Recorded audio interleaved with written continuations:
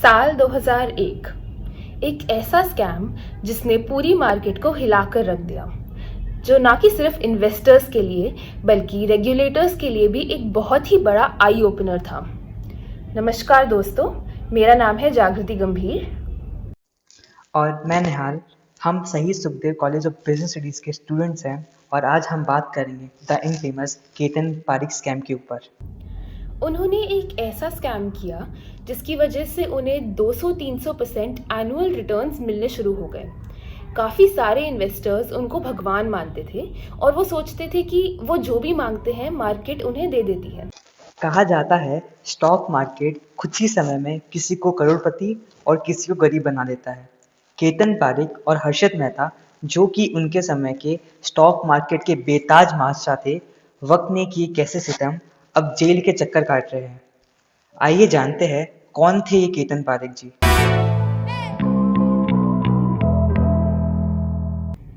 केतन पारिक एक certified CA यानी कि चार्टर्ड अकाउंटेंट थे।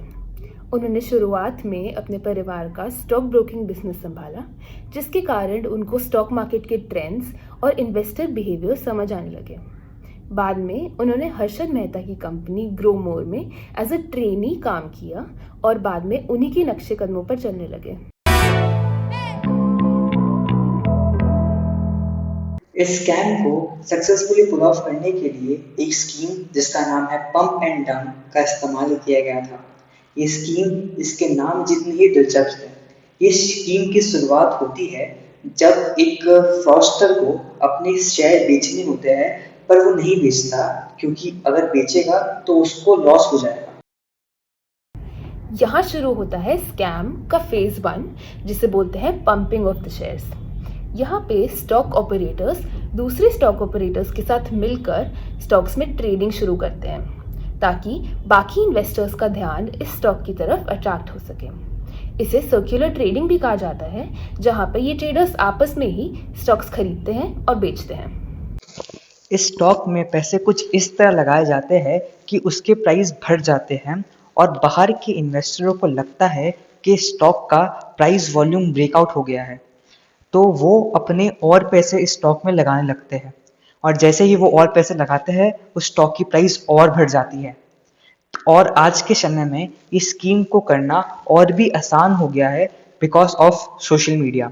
सोशल मीडिया पे आसानी से इस प्रोपेगेंडा कैंपेन्स चलाए जाते हैं जिससे कि किसी भी स्टॉक के बारे में एक गलत अफवाह फैलाई जा सकती है और उसके प्राइस को आसमान छुआया जाता है। लास्ट ईयर एक अमेरिकन कंपनी जिसका नाम है गेम स्टॉप, उसके साथ भी रेडिट के कुछ लोगों ने मिलके ऐसा ही किया। उनने मिलके इस स्टॉक के प्राइस को आसमान छुआ दिया। जब स्टॉक 200-300% ऊपर जा चुका होता है, तब फेज 2 शुरू होता है, जिसे बोलते हैं डंपिंग ऑफ द शेयर्स। ये स्कैमस्टर्स धीरे धीरे अपना पैसा निकालते रहते हैं उस स्टॉक में से, ताकि बाकियों को शक ना हो और एक दिन वो पूरी तरह से बाहर आ जाते हैं। जिन इन्वेस्टरों ने इस स्टॉक में इन्वेस्ट किया होता है उनका बहुत भारी नुकसान होने लग जाता है, क्योंकि इस स्टॉक में और पैसे पंप नहीं हो रहे होते। उस स्टॉक के प्राइस धीरे धीरे धीरे धीरे करके गिरने लगते हैं और जहाँ से शुरू होते हैं वहीं आ जाते हैं फिर से, या तो कभी कभार उससे भी नीचे। केतन पारिक ने इसी तरीके की स्कीम का इस्तेमाल किया था अपने इरादों को पूरा करने के लिए। ताकि उनके सक्सेसफुल होने के चांसेस और भी ज़्यादा बढ़ जाएं, उन्होंने अपने स्टॉक्स और स्टॉक एक्सचेंज को बहुत ही चालाकी से चुना था। वो आईसीई सेक्टर में बिलीव करते थे, यानी कि इंफॉर्मेशन, कम्युनिकेशन एंड एंटरटेनमेंट। क्योंकि उस समय आईटी सेक्टर का बूम चल रहा था, उन्हें लगा कि अगर वो ऐसे स्टॉक्स के प्राइसेस बढ़ा भी देंगे तब भी लोगों को उन पर शक नहीं होगा।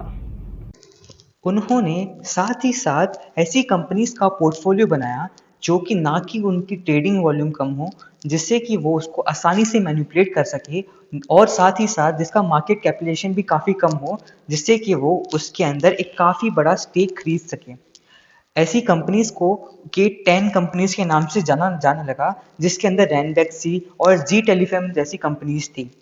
उन्होंने काफ़ी स्ट्रेटेजिकली कलकत्ता स्टॉक एक्सचेंज में ये अपना ऑपरेशन करने का सोचा, बिकॉज वहाँ पे जो रूल्स एंड रेगुलेशन है वो उतने स्ट्रिक्ट नहीं होते हैं।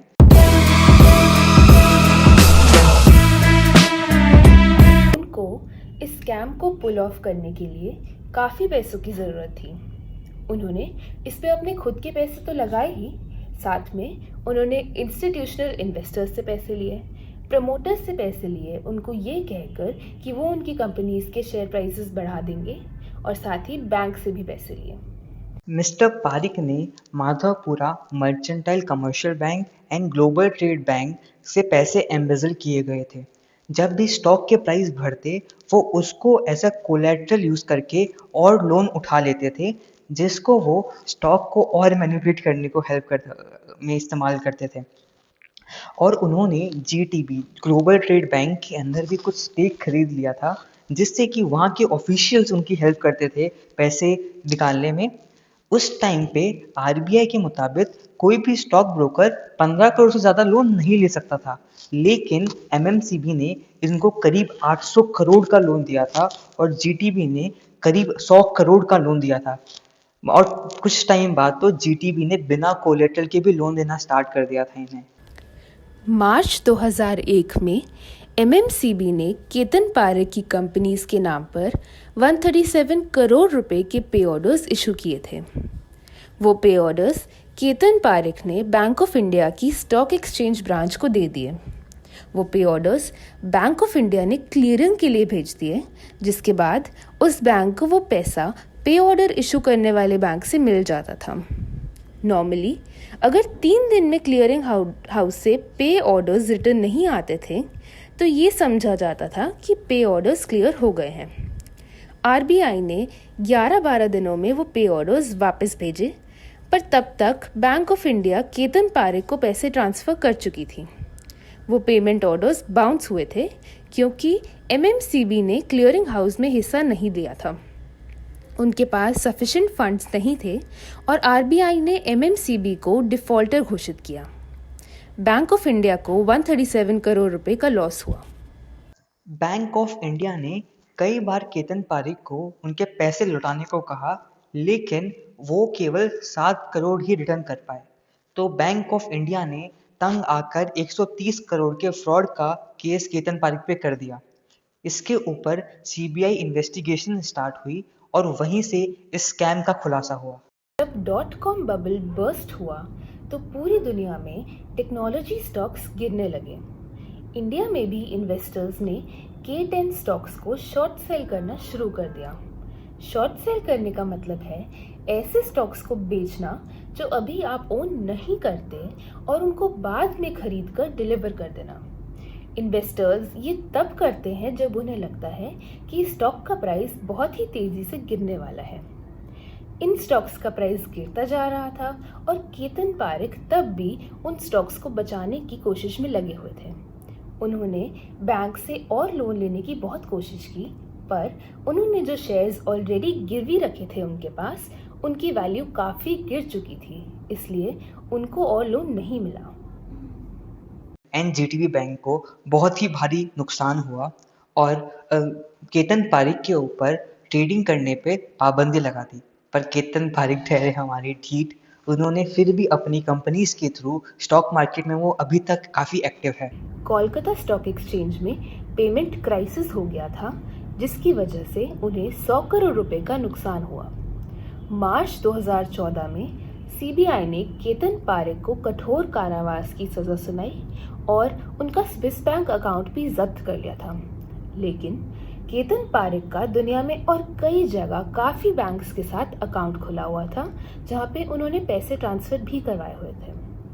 उनका पॉलिटिशियंस के साथ काफ़ी अच्छे संबंध थे, जिसकी वजह से उनको काफ़ी मदद मिली अपने स्कैम के लिए। केतन पारेख स्कैम और हर्षद मेहता स्कैम में काफ़ी सारी सिमिलैरिटीज़ भी है। जैसे केतन पारेख एंड हर्षद मेहता दोनों ही बुल्स थे, जिसका मतलब वो स्टॉक मार्केट के प्राइस को ऊपर लेके जाया करते थे। एंड साथ ही साथ दोनों ही स्कैम्स में बैंकिंग का एक काफ़ी इम्पॉर्टेंट रोल रहा है, जिन्होंने उनकी काफ़ी मदद की है इस स्कैम को सक्सेसफुली करने के अंदर। और साथ ही साथ इन दोनों के अंदर काफ़ी डिफरेंसेस भी है।